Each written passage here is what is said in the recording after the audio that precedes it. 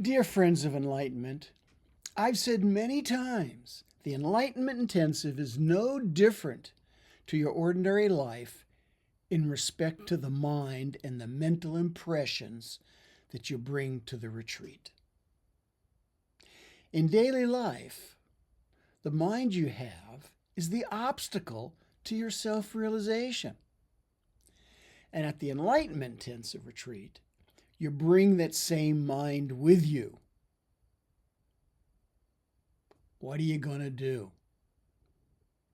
It's the mind and its mental impressions that troubles you and keeps you separate from the absolute. Some call it reality. Some call it God consciousness, enlightenment, whatever word you want to use to refer to the Numinous, that which can't be spoken.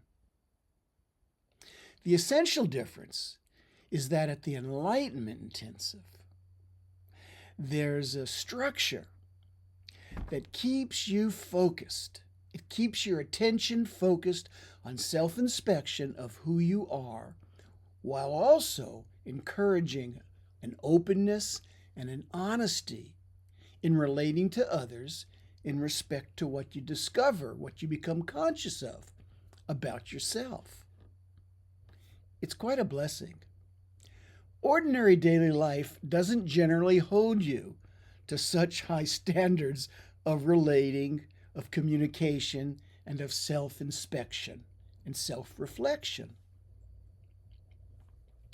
Ordinary daily life doesn't consistently remind you not to blame, not to criticize, not to evaluate or gossip about others.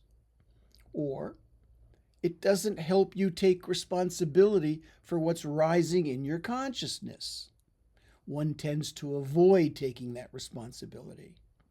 In this respect, it is unique, the Enlightenment Intensive, as compared to daily life.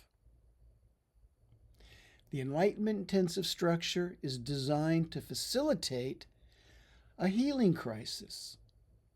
Such a crisis comes about as a result of your endeavor to consciously, directly know yourself. A crisis is something you think you can't get through. During the course of an Enlightenment Intensive, there'll be many times that you'll encounter various mental and emotional difficulties, impressions, and phenomena where you think you can't succeed in your goal of knowing your true self. You may feel confused. You may feel bored. You get blank-minded, fearful, uncertain, emotionally upset. You might become overly sensitive. Your mind, which you're identified with, thinks the cause of this problem or this crisis is outside of itself and not the source. The mind, the problem-solving aspect, thinks it could be the environment, and it, quote, looks for an answer. It tries to find a resolution through answers. You have thoughts like, it's not warm enough in here. It's raining too much. The retreat facility isn't adequate. I don't like the food, or the bed isn't comfortable.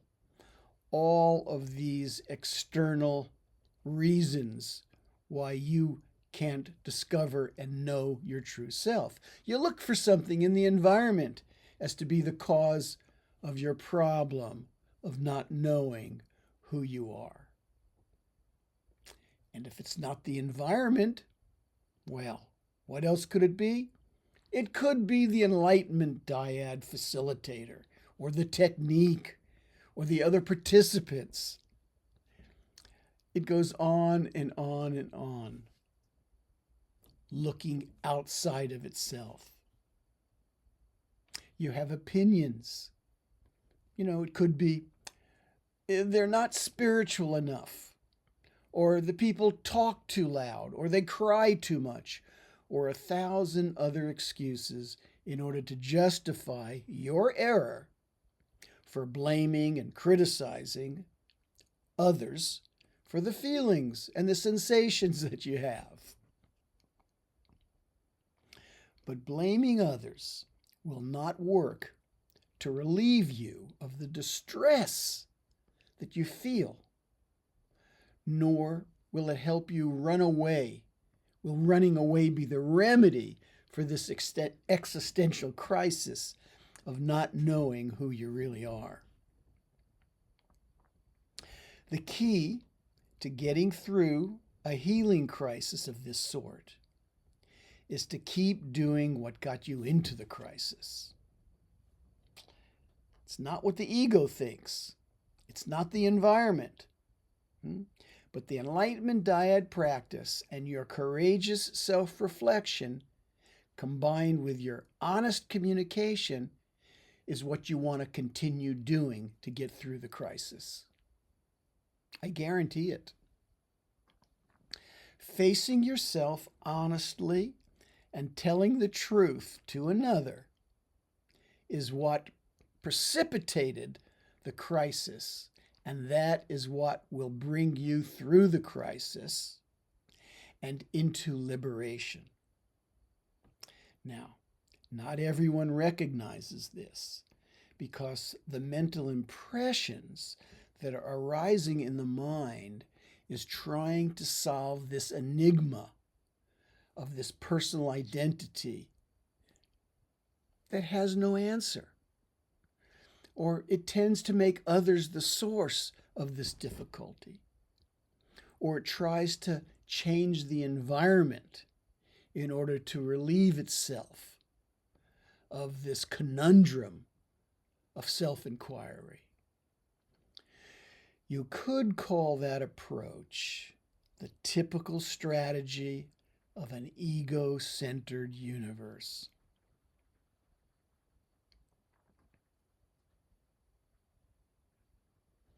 The Enlightenment Intensive is structured.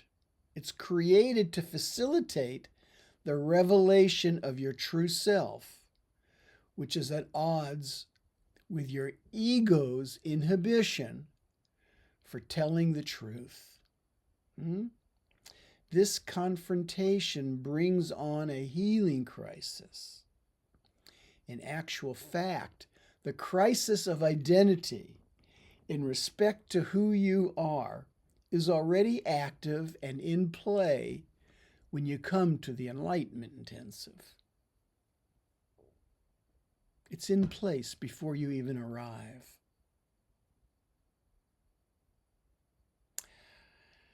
In another video, I'll continue this sharing about the Enlightenment Intensive and what it takes to achieve that direct conscious knowing of your true self. Thank you for listening.